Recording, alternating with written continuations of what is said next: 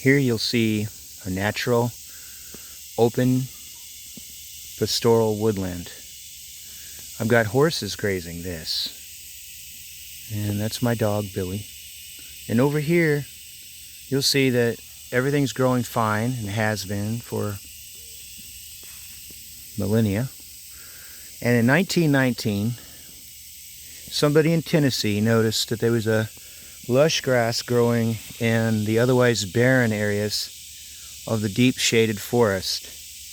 And they discovered that it was from Japan. So, well over 100 years ago, it was firmly established in Tennessee. And this right here is Japanese stiltgrass. And the only reason that it's growing in this one little spot is because the animals haven't found it. And it's just about to make seeds and die. It's an annual. And if it gets grazing pressure, it doesn't come back. That's the sad part about it. All the animals love it. And the herbicide corporations want you to spray the forests, and our tax dollars pay for that.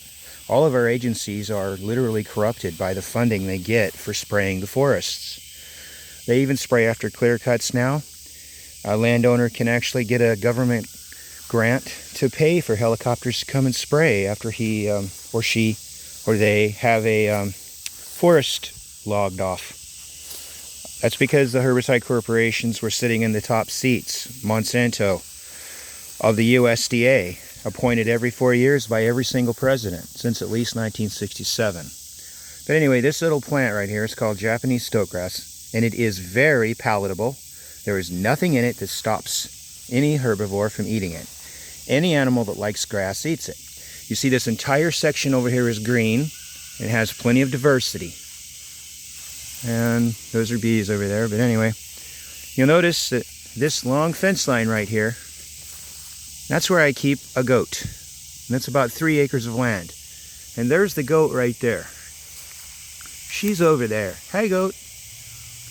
Her name is Piper. What she's eating, she's picking out the Japanese stiltgrass. You'll notice that there is no Japanese stiltgrass. I've already made a video like this, but there's absolutely no stiltgrass in this entire woodland. But as soon as you cross over the fence, voila, there's the green, beautiful, lush stiltgrass. The deer do eat the stiltgrass. The goats eat the stiltgrass. The horses eat the stiltgrass. They love it. But you'll notice the difference in the fence line. All the different plants growing over there, all of them over here just as healthy, but they have some stiltgrass in there. You'll see this elephant's foot is doing just perfectly fine.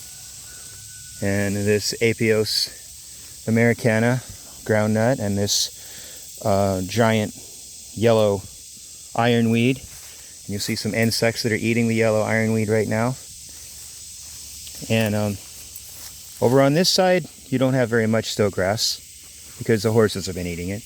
But there's, like I said, there's none in this whole pasture over here. 3 acres of no stiltgrass because of that goat. See? No stiltgrass. I'll keep showing you because I keep hearing these lies that nothing eats Japanese stiltgrass because they repeat like a bunch of parrots or monkeys.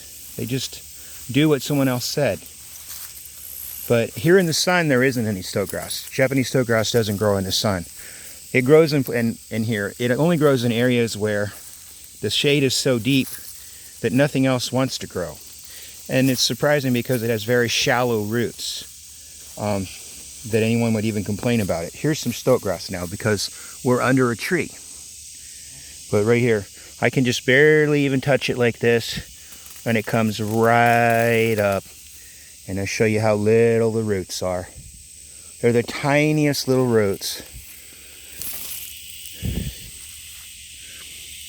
The tiniest little roots you ever saw. See? There's the root for this plant. Right there. That little bitty root. It's so easy to pull it up. There's no need to even use a herbicide. And it won't come back next year because it has to make seeds to come back as it's an annual. And if there's any animals grazing it, it won't do it very well. It won't come back because it wasn't able to make seeds. But see, here's your stiltgrass. It's around here nice and thick. and everything's growing in harmony with it. There's no problems at all. All the plants, as a matter of fact, it's sort of a live mulch. It isn't taking any nourishment. It grows pretty slow, and it's done growing. This is as big as it's going to get. And there's a drought right now. You can hear the cicadas out there making their racket. And when that happens, it's usually dry weather and midsummer and hot. But see, still got ferns and things like that in here. Everything grows fine with it. But right over here, there is no Japanese stiltgrass, even in the forest where it's shady. You see that? And that's a brush pile. I make brush piles. I don't burn my brush anymore. Biochar is another one of those lies. Don't make charcoal. That's what the Sahara Desert's made from. Pottery shards, charcoal, sand. Not in that order. More like sand, charcoal, and pottery shards, which they call terra preta and claim that's what made the flooded basin of the Amazon rich. However, it is not rich. The flooded basin of the Amazon has poor soils. It's all up in the tree canopy. That's where all the life is. That's where all the nutrition is. It's up in the tree canopy because most of the plants that live up in there are epiphytes. They literally survive off what they catch in the dew and the dust and the animals that live in the canopy fertilizing them and the insects. Anyhow, this is not a habitat for Japanese stiltgrass, an area that has herbivores. They will devour it. I'm telling you.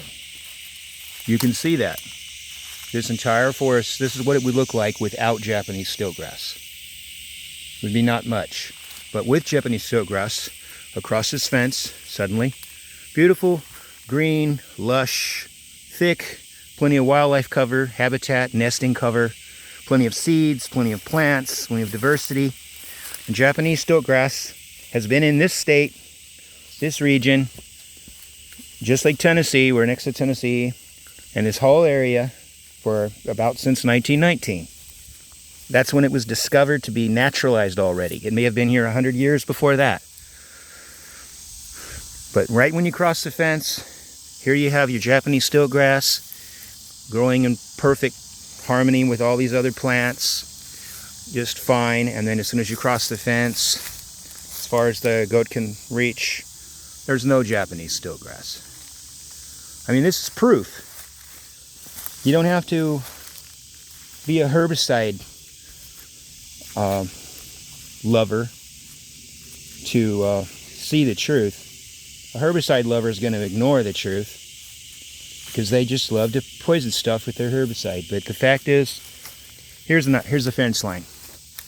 This side, no Japanese stiltgrass, forest not as healthy, drying out more in the drought, not much cover for wildlife. Across the fence, Japanese stiltgrass, the same plants but bigger and healthier. Now you can see the plants on this side of the fence are blooming and growing just fine, but they're better over here with the Japanese stiltgrass. But the thing I'm just talking about is that the goat prefers Japanese stiltgrass, as you can see. As soon as you get the goat can stick her head through this wire and she can reach, but you'll notice the Japanese stiltgrass grows where she can't reach, but she ignores the other plants, whatever you want to call, whatever they are. There's a lot of different kinds of plants. This is mercury weed, more yellow ironweed, just a lot of stuff. She ignores that, but she eliminates the Japanese stiltgrass. So I mean, the truth is there. I have no reason to lie about it, but the reason that I'm making this video is because I just keep getting people talking about, oh, this is the bane of my existence. Nothing eats Japanese stiltgrass, and it's in my little lawn, so I'm going to buy some carcinogenic, non-biodegradable, toxic herbicide and make a dead zone in the Gulf of Mexico, Gulf of America, whatever you want to call the ocean. It's all the same. It's all an ocean. Different portions have different names, but the Atlantic and the Pacific, it's the same body of water anyway. It's all connected. Call it what you want. I don't care. It's all countries. You could call it the Gulf of the Dead Zone now, thanks to herbicides, because there's a 350-mile wide dead zone. Every bit of the phytoplankton plants where the Mississippi hits the Gulf of Mexico, they're entirely dead. and they make the oxygen for the earth. About 87% of the oxygen made for the earth out of all this worthless carbon dioxide that's here beforehand is made by the phytoplankton plants in our giant ocean. The rest, the small percentage left is made by the terrestrial plants. And they say most of them were in the Amazon rainforest before we started burning it. But now it's all the ocean. And carbon dioxide is not going to be being converted now because of that. Because we're using so many herbicides and they don't break down. Many of them are so incredibly toxic, even after going through an entire ruminant's digestive system and being composted for a full year.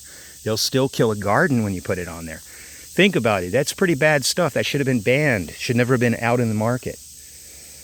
But we have a problem. Herbicides are being promoted, and they're lying about plants. They're lying about them, and it was proven in court that they lied in Europe. They're lying about the Japanese stiltgrass and other plants, claiming that they're taking over the south or the north or the woods or the prairies or whatever. But they're not. Everything fits. God, Mother Nature, Creator, Manitou, whatever you want to call it, the force, the creator of life did not make mistakes. This Japanese stiltgrass is supposed to move around. All life forms are welcome. Even God moved life forms around, taking people out of Eden and all that stuff according to the Bible and Torah. We have to move to survive. Certain places used to be under the ocean. There's no such thing as native. Like, for instance, Texas, it was all underneath the ocean. So nothing's native there but seaweed, oyster shells, and fish.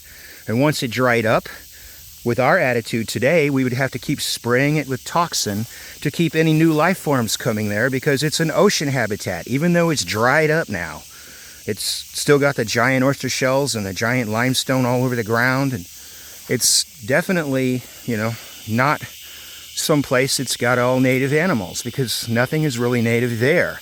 But you'll use the native term. Lately now, it's a way to sell herbicides. They seem to have this false idea that the earth is only healthy when it's completely stationary and stagnant. Nothing is allowed to move anymore. It has to stay right where it is. If an island erupts as a volcano out of the ocean, now the only thing native is not even the algae. It'll have to be barren lava, because nothing there is native. Everything would have to come to it, like it did in Hawaii and other volcanic islands. But now we've made a standstill. Oh, this is a great way to sell herbicides. Everything has to stand still now. You can't let anything live that's new. Because of the word native. And okay, well, then people start thinking, well, it sounds like it makes sense. Something new could invade and take over and destroy an ecosystem. But it's never happened. Sure, rats came to a new island, did a little bit of damage, but the answer really was to bring another life form that eats the rats. It really works that way. The answer is not to take a helicopter and spray the island and then reintroduce the ones that we feel are native and let them start over. It's not the way to do it. You just let things go the way they are. Don't poison and kill things because they're not native. It doesn't work. Nature works. And Japanese stiltgrass is not toxic. It's not unpalatable. It's not damaging to the ecosystem. It doesn't take over. Everything still lives just like it is. And new things do add diversity. They're lying when they say that new things don't add diversity and that they take from diversity. I mean, that's just ridiculous to start believing this. But I must admit, when I first heard about it, when I was a child, I was thinking, oh my goodness, if they don't stop these plants, they're going to take over. Why don't they use these plants to green up the deserts? Why don't they take these invasive plants and use them to do all these things that could green the earth? Because none of these stories about them are true. These so-called invasive plants will only live in the areas that they're starting to thrive in, and they're not really invasive plants. It's just a life form or an invasive animal that may be dying off and going extinct in the region that it had formerly lived. and now by moving, it's saving itself. And also, endangered animals have often been saved by the introduction of a new animal. For instance, the cane toads. We've all heard the bad propaganda about the cane toads, how they were introduced into Australia to eat the bugs that the pesticide companies used to make big profits off of. Spraying for the pests that attack the sugarcane. And the cane toads came and they destroyed Australia and created extinctions. Well, not one single extinction has happened from the cane toad in Australia. As a matter of fact, some of the animals are thriving now because the cane toads have filled a niche and have eaten some of lowered the populations of some of the things that were causing trouble with other rare animals there. There's a lot of this stuff going on. And also the cane toad, they act like that was the first time it was introduced. We, in the United States, we have cane toads. They were introduced here 200 years ago. We've got them, we don't even mention it. Puerto Rico's got them. I think they're in Hawaii. They're all over the place. We've got cane toads. We put them everywhere. They're in almost every tropical area there is. We moved them, but you only hear about it in Australia because television promoted the fear-mongering. Because they continually promote this thing that we need control, that we need regulations. They stopped us from having any more garden seeds sent across the border by simply lying about Chinese mystery seeds. Oh my. A few people got some packages in the mail of some free radish or turnip seeds. And they knew good and well what they were as soon as they looked at them. And whoever it was that probably bought a post office box in China to send them to people was doing it to promote this stupid thing. And they use this, oh my, these Chinese mystery seeds might become man-eating plants or something, or take over our ecosystem. We have to stop gardeners from buying seeds from all over the border. This doesn't seem to affect people. The government that's promoting don't bring any life forms or food sources over from any other country, and oh, Japanese stiltgrass isn't edible even though it is. All these lies they're saying. Like kudzu's taking over the South when it's not, because the kudzu bug is really killing it off bad. And there's a professor on YouTube that's even got a lecture about how kudzu's not any way like they said it was. Somebody made up a stupid book who didn't know a thing about kudzu. The title was The Vine That Ate the South, so everybody says that. Kudzu's great. Every southern animal eats it that eats plants. But the whole thing about invasive plants is basically to promote herbicides. And there's a gigantic thing going on where the government gets money. Little agencies like the Game and Fish Department, they get a bunch of extra funding if they can identify a plant that wasn't here very long. Oh, this plant's only been here 200 years, water hyacinth. It has a beautiful bloom, and it was brought during a garden exhibition in New Orleans. So now it's invasive when we see it, even though it's a tropical plant that doesn't make any seeds here and only reproduces by division and dies when a frost hits it because it sits on the surface of the water and certainly can't take freezing over. But even if it's found in the Great Lakes, they'll spray it with herbicide. They'll spray the whole lake over it, knowing it won't survive.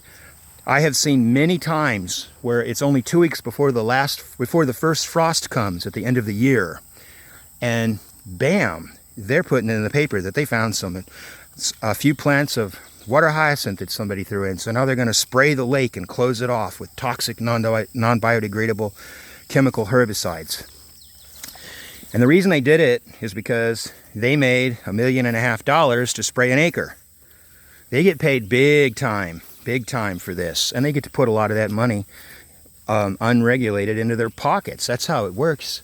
They don't even do any monitoring of the game and fish. They don't do anything. There was a guy that was going to check all that out, but he died of old age. A lot of these agencies are pocketing a lot of money. But invasive plants are a scam. Every plant has a purpose. Every plant, no matter where it is on Earth, can be controlled by something natural. There is no reason to spray poison in a wilderness, which is what they're doing. And after they clear cut now, when they log forests, it wouldn't have been a bad deal. The forest would have sprung up from the roots, and the stumps and new seeds would have grown from the sunshine, but now that's not allowed to happen. After they log a forest now, they spray it with helicopters. with toxic poison, the same way they learned to do in Vietnam during the Agent Orange Operation Ranch Hand. And they poisoned the whole place, making it a completely denuded dead zone. Then they replant with one variety of tree. And then they come back with their little four-wheelers and they spray between the rows of those trees. After they've sprayed it with a helicopter, they wait, after they clear cut it and spray it with a helicopter, they wait till winter. Then they plant the seeds during the winter, the seedlings during the winter of that one variety of tree in rows. And then they come back between the rows for the next 3 years and they spray toxic herbicides so that nothing can grow. And then they wonder why the bobwhites and all the woodland ground nesting birds are gone. And they'll blame, oh, let's say it's an invasive plant, so we can use more herbicides and spray the wilderness. Like there's the blackberry in Minnesota that was growing called the Himalayan blackberry, a name Luther Burbank gave it. But it's not a cold hardy blackberry. It doesn't come from the Himalayas. He thought it was going to be so wonderful. Everyone planted it everywhere. And then they found it to not take the cold weather very well. So it was planted in USDA hardiness zones that it couldn't adapt to. But every now and then some of it grows, and they spray whole forests, even up in Minnesota, when they find 1 or 2 plants. These people that get an education are educated that all these plants have to remain in their own little compartments. Last year they killed all of our beautiful white mountain goats that only live in North America. And they killed them all in the Olympic Park. They tried to move them, but you can't hold a goat upside down. It's actually an antelope, but you can't hold those kinds of ruminating animals upside down or tranquilize them because they choke on their own cud, the way they puke and rechew their food. That ruminating doesn't stop when they're anesthetized or asleep. So they just shot them. They had snipers fly around and shoot them. They tried to keep it on the down low because there's this new guy that works for the government agency of the wildlife, and he doesn't like anything moving really badly. He's going to shoot every single barred owl that used to live in the east but finally started spreading a little bit out west. And that's because the spotted owl was dying off because it can't handle all the monoculture tree farms that are replacing the old growth forest.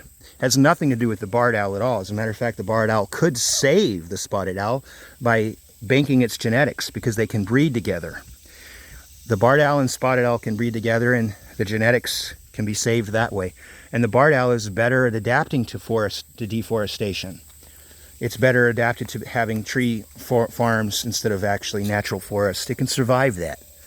But no, we're going to kill off all the barred owls and not have any owls out there because they've just got I think it was $3 billion given to the guy. And he says, oh, over the next 30 years, he'll have them all exterminated. And he overestimated the amount of barred owls in the West so he could kill all of them off and say, oh, well, we didn't kill all of them off. We only killed this many. And it's so funny the way they take their census. It's not funny, it's just downright evil. Like, for instance, when they do an alligator census to see how many alligators are in a lake or an ecosystem, they actually multiply the heads they see by 4. There's a YouTube video on that. How this game and fish guy is out there, and he says, every time I see a gator head, I multiply that by 4, and that tells me how many gators are in this lake. It's actually ridiculous. But anyway, I'm just ranting this morning because I was reading some video comments, and these videos are all saying that nothing eats Japanese stiltgrass, and that's 100% lies.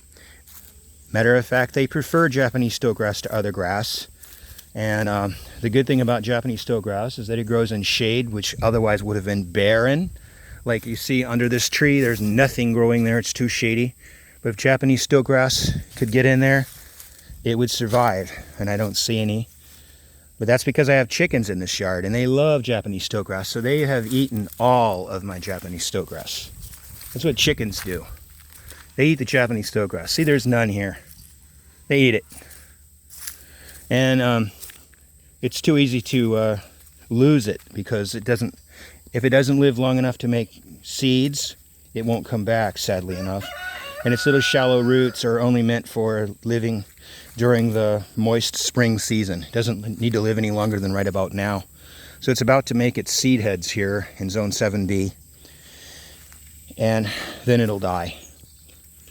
It's a wonderful grass. It really, really is.